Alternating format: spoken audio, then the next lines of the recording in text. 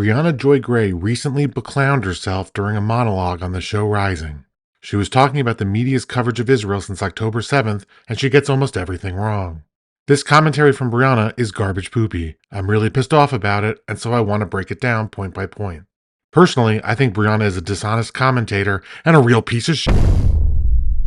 First, Briahna makes this stupid statement. If outright lies are a sign of a movement in desperation, then the pro-Zionist movement might be cooked. We'll see whose movement is full of lies, Briahna. We'll see.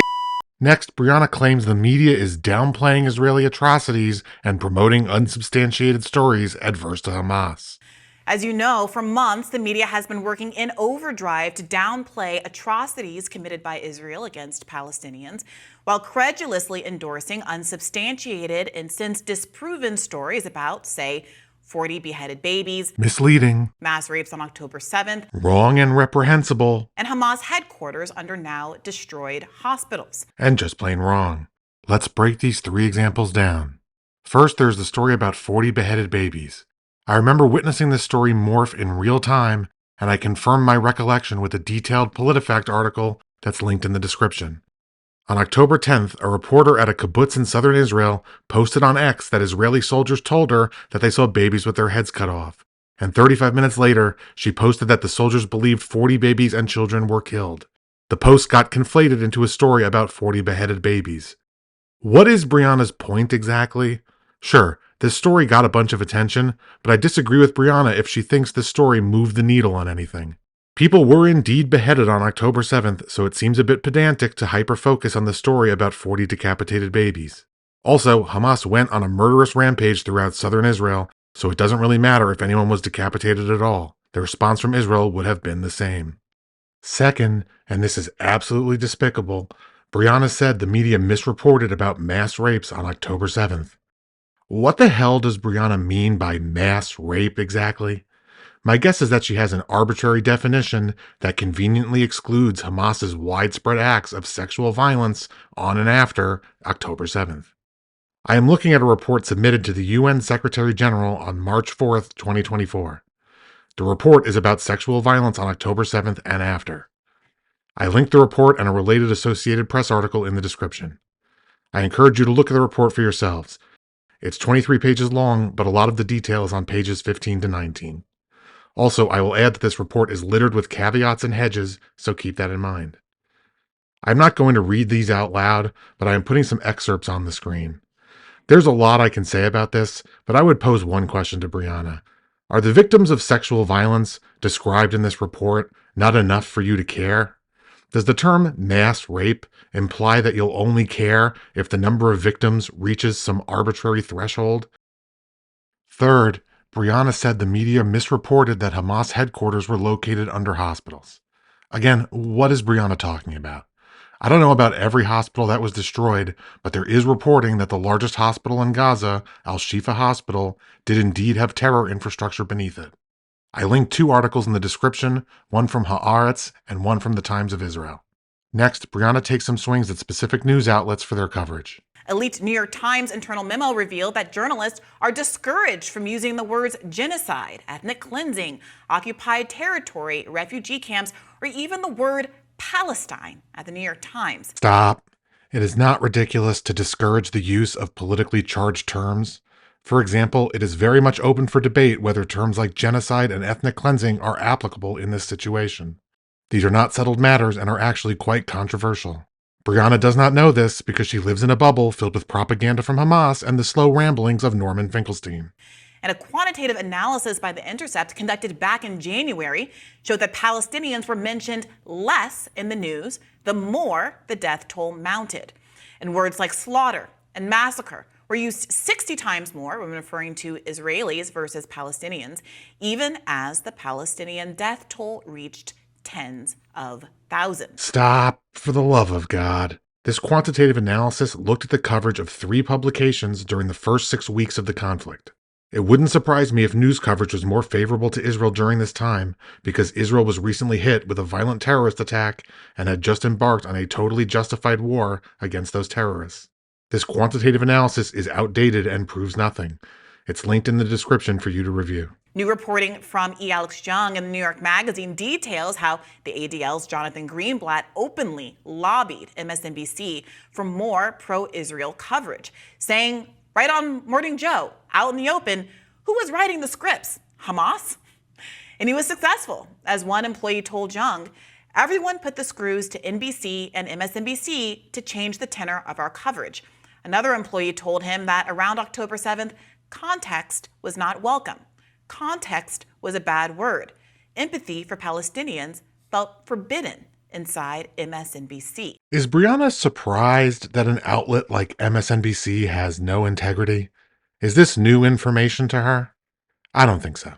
Next, Briahna somehow blames the recent TikTok ban on Israel because apparently Israel is responsible for all bad things, including every time you bite your tongue or stub your toe. You have to see the evidence she gives for this. It's absurd. This media battle may in part have motivated the TikTok ban, which successfully passed the Senate yesterday.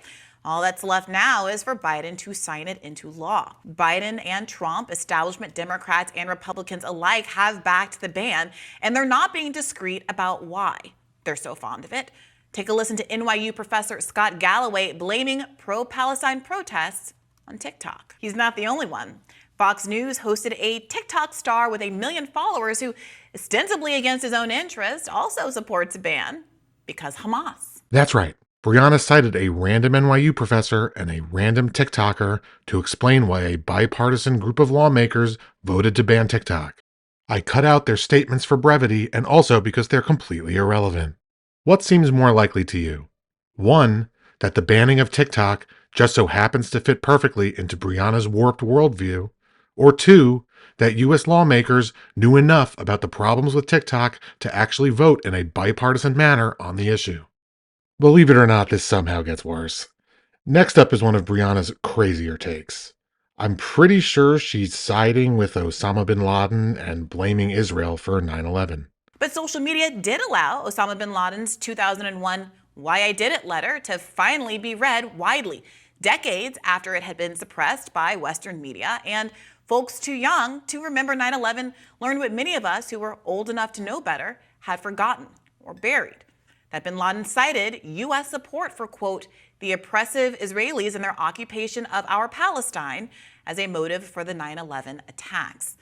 The kids aren't supporting Osama bin Laden. Rather, they're wisely asking whether, 2 decades and several forever wars later, Palestinian statehood would have been a quicker path to peace than a war on terror. You heard that right. Next, Briahna has this idiotic take about TikTok. But the terrorism that's motivating Gen Z and the majority of Americans isn't conducted by Hamas. They're motivated by the gruesome images of slain, starving, and injured Palestinians, images that have become ubiquitous on TikTok. These images are shared not because China wants it to be so, but because moral hearts feel compelled to share them as part of an appeal to make it stop. How does Briahna know that pro-Palestine posts on TikTok are not being disproportionately boosted? If pro-Israel posts were prevalent on social media, I suspect that Briahna would find a grand algorithmic conspiracy afoot. Next, Briahna gives 3 non-examples of U.S. authoritarianism. The House censured Rashida Tlaib, the only Palestinian American in Congress, for demanding freedom for Palestine from the river to the sea. So I don't know if I agree with censoring Rashida Tlaib, but this is not authoritarianism. Congress believed it was problematic to use the slogan, "From the river to the sea, Palestine will be free." The reason this is problematic is because the only country that exists from the river to the sea is Israel. So calling for Palestine to be free in that area necessarily means that Israel must be wiped out. Congress passed a resolution defining anti-Zionism as anti-Semitism. According to our government, to criticize a foreign government is tantamount to a hate crime. This does not make anti-Zionism tantamount to a hate crime. It is not a hate crime to be anti-Zionist or anti-Semitic. This is not authoritarian. The Biden administration has engaged in Orwellian doublespeak, claiming it supports a two-state solution, while just days ago it vetoed a resolution blocking full UN membership for Palestine. This is not authoritarianism, and it is not Orwellian doublespeak. The U.S. explained its decision to reject the UN resolution by saying they support a two-state solution, but that the proper process is for the Palestinians to negotiate with Israel. Believe it or not, Briahna's monologue somehow gets dumber when she complains about coverage of a mass grave in Gaza getting drowned out by the pro-Palestine protests that she champions. An explosive story about mass graves filled with hundreds of Palestinians is being, ironically, buried under a mountain of coverage about student protests at elite universities. So Brianna's co-host Robbie does call her out on this later, but the irony here is unbelievable. Briahna has been praising these protests since they started, and the whole point of the protests is to draw attention to Gaza. But this gets even more ridiculous. A top UN official yesterday called for an inquiry into the mass graves, but if you're wondering what our own government has to say about it, well, take a listen. On Saturday, Palestinian civil defense crews have uncovered a mass grave with 180 people, including women, men, and children, that Israel had basically killed those people. That's what they're saying. Are you aware of the report, and do you have any comment on it? I've seen those reports, and we are inquiring about it with the government of Israel. Will the U.S. press the Israelis to find out more about this issue? That's exactly what we're doing. Don't worry, they're inquiring about it. I'm not worried, Briahna. The U.S. government is asking the Israeli government about the mass graves. I'm not sure why Briahna would expect the U.S. government to immediately have an answer about this. Anyway, this next bit is absolutely hysterical. Note that I had to scroll past no fewer than 4 articles about Ivy League campus protests to finally reach the mass grave story at the New York Times. The strategy here seems to be to simply hide the ball. Oh my God, Briahna had to scroll past 4 whole articles about the protests that she supports before getting to a story about the mass graves. What in the actual So Briahna proceeds to pointlessly rant about the pro-Palestine protests. Specifically, Briahna wastes a bunch of time talking about how a story of a Jewish student getting stabbed in the eye was fake, and how the pro-Palestine protests are super-duper peaceful and not at all anti-Semitic. She mentions the Kent State shooting in 1970 for some reason, and she blames billionaires for aligning themselves with the war machine or something like that. Of course, it never occurs to Briahna that maybe Hamas bears some responsibility here. Anyway, I'm going to leave you with 2 hilarious clips.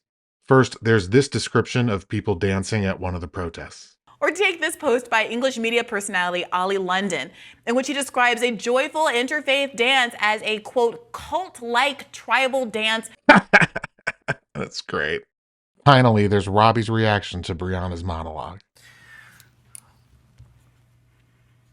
Let me ask you this.